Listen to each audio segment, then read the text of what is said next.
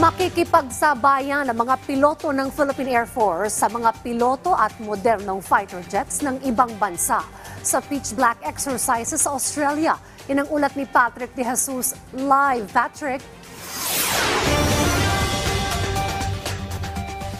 Dayan, magandang gabi mula rito sa Darwin, Australia.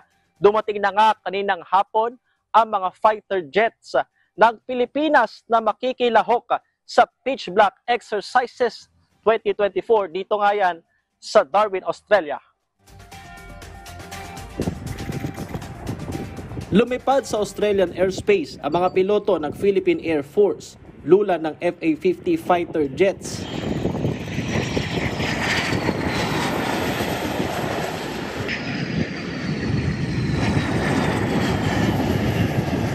Ito ay sa kanilang pagdating sa Darwin, Australia ngayong araw para sa Pitch Black Exercises 2024.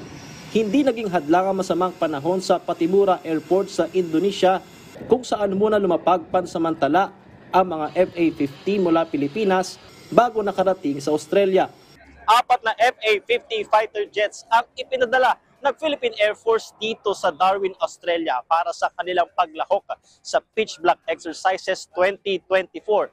Makasaysayan nga ang pagsali sa multilateral exercises na ito ng PAF dahil ito ang kauna-unahang beses na nakapagpadala ng malaking bilang ng contingent pati na ng mga fighter jets.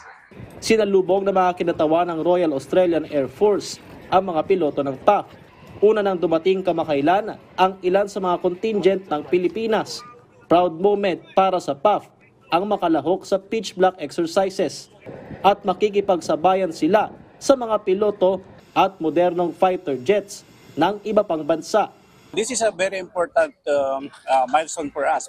First of all, we want to enhance our operational readiness and also, of course, the commitment for this regional security and stability operations that we want to do.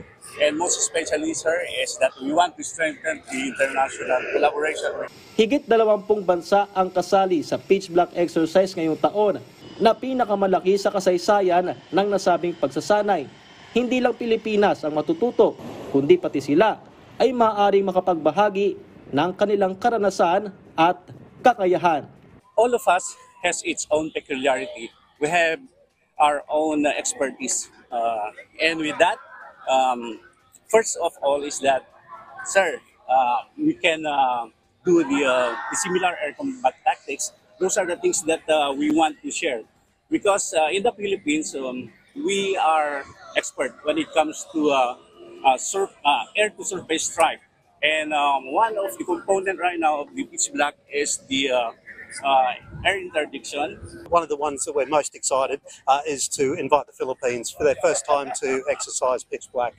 And it's a reflection of the professionalism of the Philippines Air Force, and it's a reflection of what the Philippines Air Force might learn from the other nations here, but it's also a reflection of what we'll learn from the Philippines Air Force as well. So as we go through the exercise, it's a fabulous opportunity for us to learn from each other.